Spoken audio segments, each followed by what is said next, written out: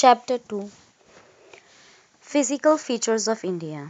You have already learned earlier that India is a vast country with varied landforms. What kind of terrain do you live in? If you live in the plains, you are familiar with the vast stretches of plain land.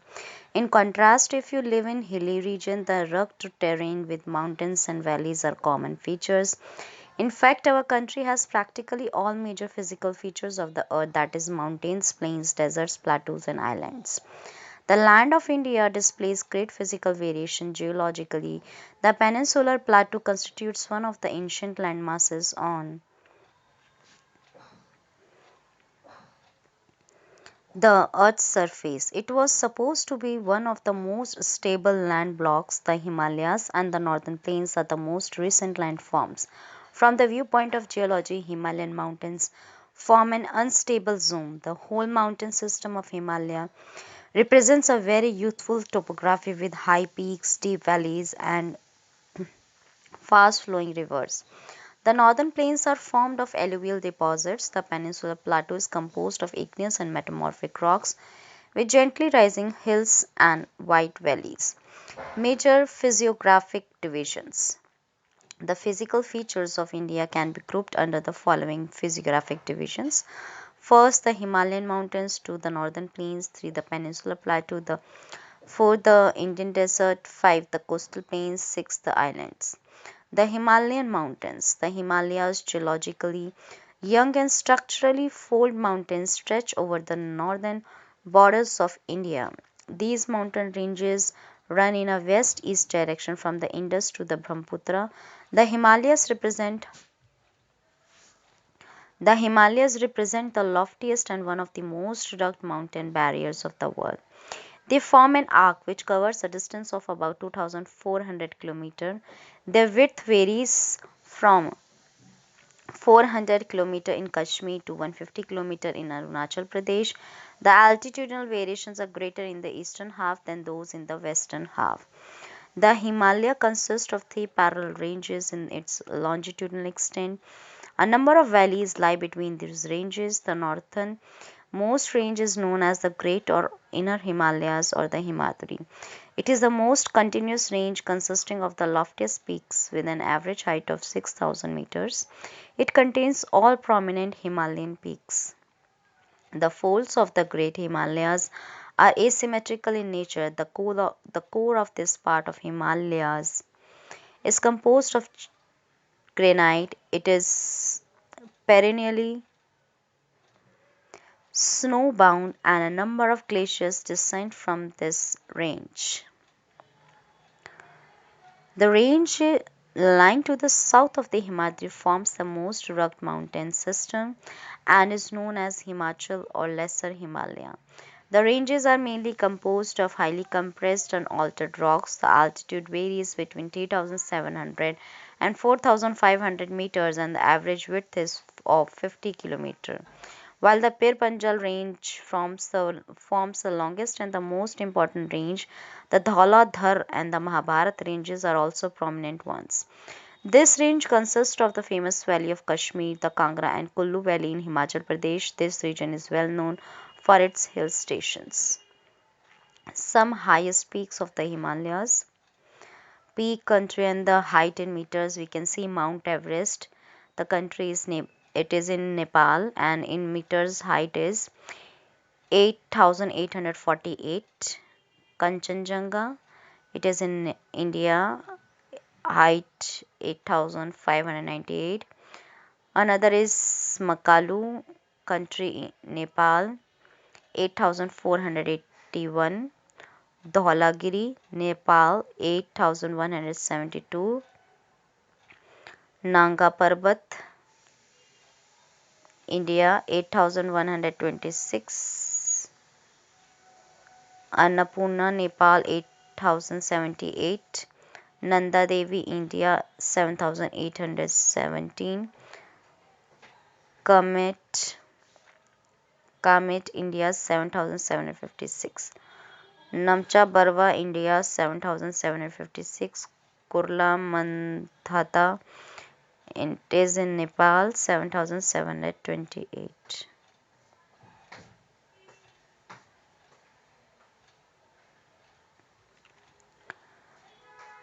The outermost range of the Himalayas is called the Shivaliks. They extend over a width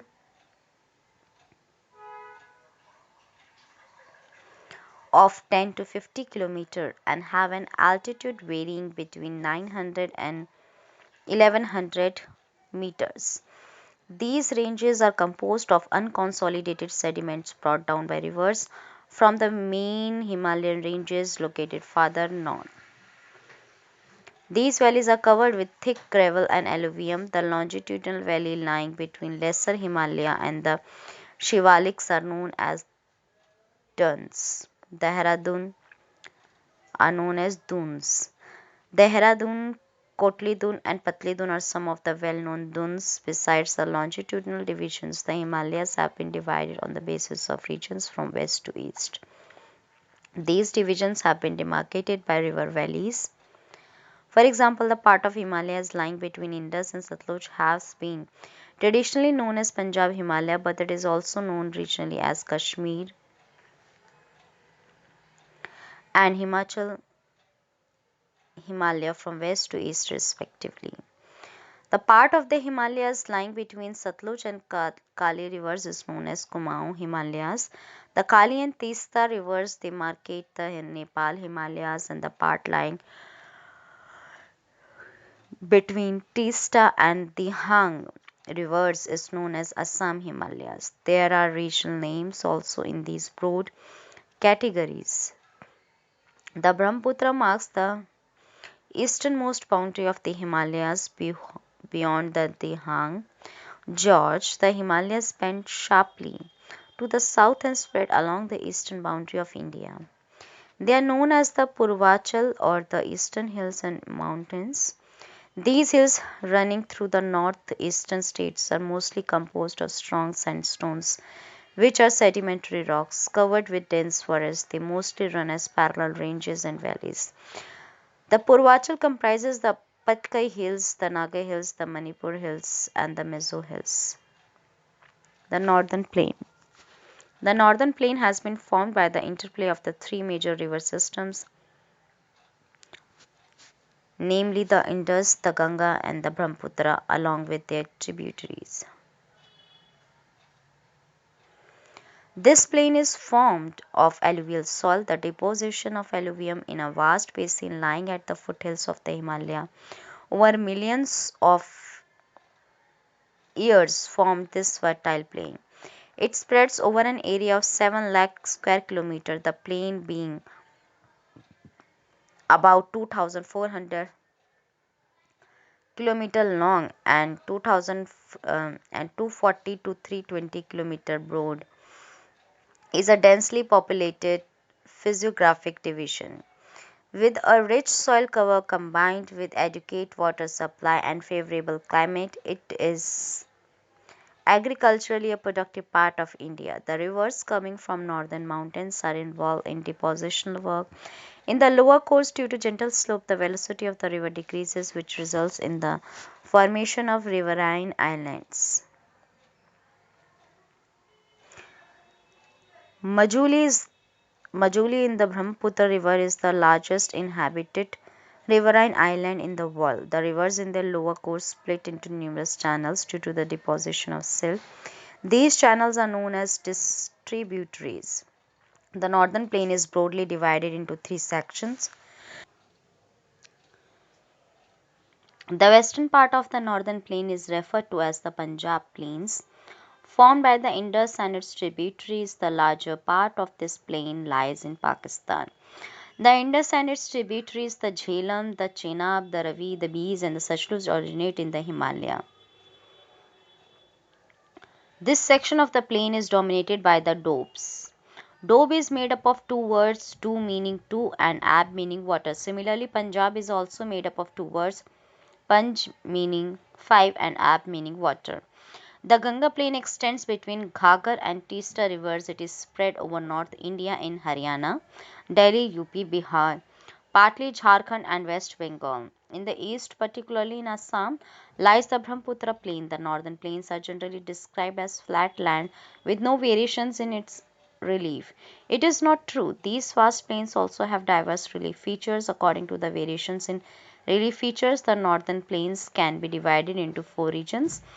The rivers, after descending from the mountains, deposit pebbles in a narrow belt of about 8 to 16 km in width, lying parallel to the slopes of the Shivaliks. It is known as Bhabar. All the streams disappear in this Bhabar belt. South of this belt, the streams and rivers re-emerge and create a wet, swampy and marshy region known as Terai.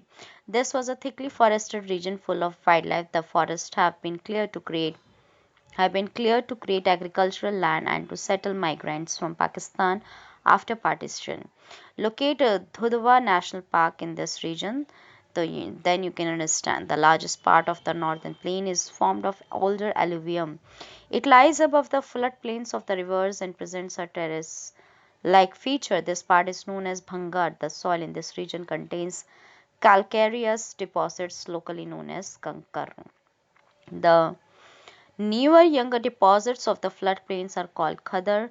They are renewed almost every year and so are fertile, thus ideal for intensive agriculture. The Peninsular Plateau. The Peninsular Plateau is a tableland composed of the old crystalline, igneous, and metamorphic rocks. It was formed due to the breaking and drifting of the Gondwana land and thus making it a part of the oldest landmass. The plateau has broad and shallow valleys and rounded hills. This plateau consists of two broad divisions, namely the Central Highlands and the Deccan Plateau. The part of the Peninsular Plateau lying to the north of the Narmada River, covering a major area of the Malwa Plateau, is known as the Central Highlands. The Vindhyan Range is bounded by the Satpura Range on the south and the Aravallis on the northwest. The further westward extension gradually merges with the sandy and rocky island and rocky desert of Rajasthan.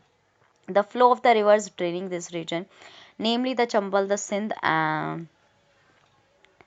the Betwa, and the Ken, is from southwest to northeast, thus indicating the slope. The Central Highlands are wider in the west but narrower in the east. The eastward extensions of this plateau are locally known as the Bundelkhand and Baghelkhand. The Chota Nagpur Plateau marks the further eastward extension drained by the Damodar River. The Deccan Plateau is a triangular landmass that lies to the south of the river Narmada. The Satpura Range flanks its broad base in the north, while the Mahadev, the Kaimur Hills, and the Maikal Range form its eastern extensions. Locate these hills and ranges in the physical map of India. The Deccan Plateau is higher in the west and slopes gently eastwards. An extension of the plateau is also visible in the northwest, locally known as the Meghalaya Karbi Anglong Plateau and North Kachar Hills. It is separated by a fault from the Chota Nagpur Plateau. Three prominent hill ranges from the west to the east are the Garo, the Khasi, and the Gentia Hills. The Western Ghats and the Eastern Ghats mark the western and the eastern edges of the Deccan Plateau respectively. Western Ghats lie parallel to the western coast.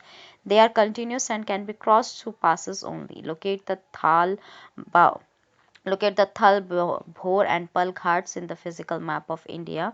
The Western Ghats are higher than the Eastern Ghats. Their average elevation is 900 to 1600 meters as against 600 meters of the Eastern Ghats. The Eastern Ghats stretch from the Mahanadi Valley to the Nilgiris in the south. The Eastern Ghats are discontinuous and irregular and dissected by rivers draining into the Bay of Bengal. The Western Ghats cause orographic rain by facing the rain-bearing moist winds to rise along the western slopes of the Ghats.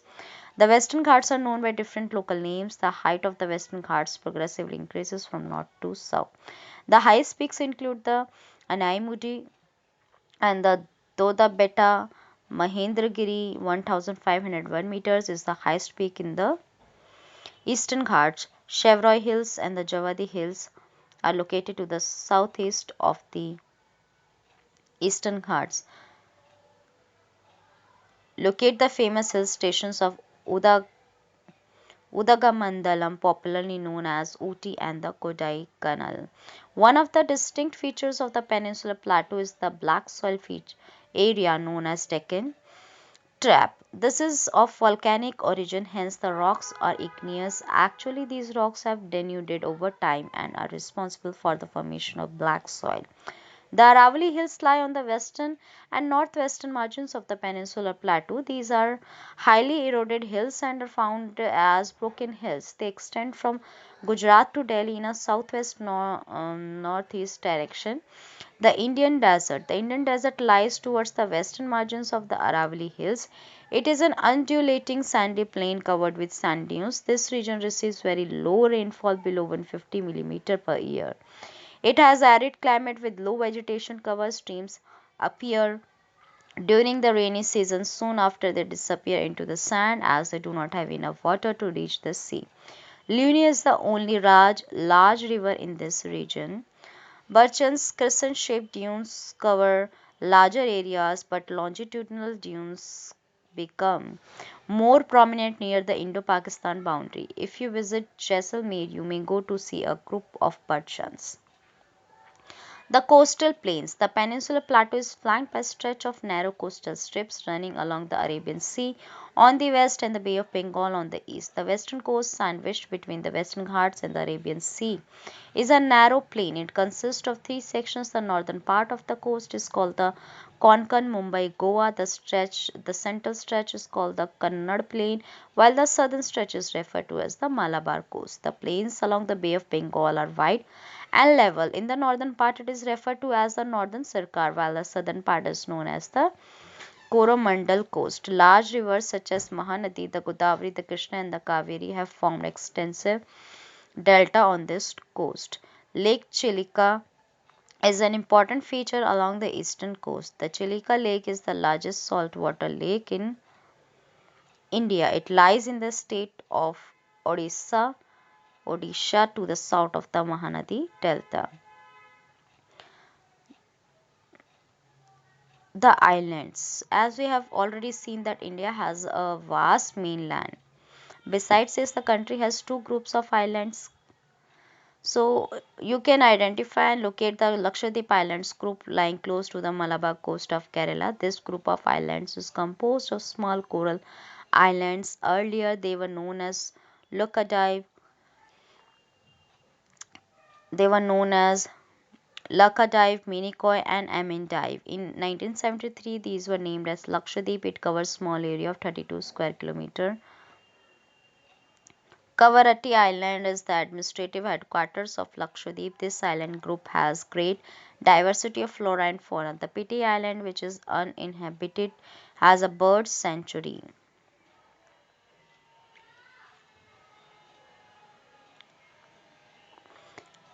Now you see the elongated chain of islands located in the Bay of Bengal extending from north to south. These are Andaman and Nicobar Islands. They are bigger in size and are more numerous and scattered. The entire group of islands is divided into two broad cate- categories. The Andaman in the north and the Nicobar in the south. It is believed that these islands are an elevated portion of submarine mountains. These island groups are of great strategic importance for the country. There is great diversity of flora and fauna in this group of islands too. These islands lie close to equator and experience equatorial climate and has thick forest cover. India's only active volcano is Son Barren Island in Andaman and Nicobar group of islands. A detailed account of the different physiographic units highlights the unique features of each region. It would, however, be clear that each region complements the other and makes the country richer in its natural resources. The mountains are the major sources of water and forest wealth. The northern plains are the granaries of the country. They provide the base for early civilizations. The plateau is a storehouse of minerals which has played a crucial role in the industrialization of the country.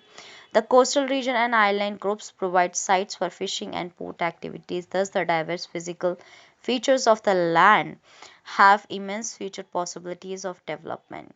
Corals. Coral polyps are short lived microscopic organisms which live in colonies. They flourish in shallow, mud free, and warm waters. They secrete calcium carbonate. The coral secretion and their skeletons from coral deposits in the form of reefs. They are mainly of three kinds: barrier reef, fringing reef, and atolls. The Great Barrier Reef, Australia, is a good example of the first kind of coral reefs. Atolls are circular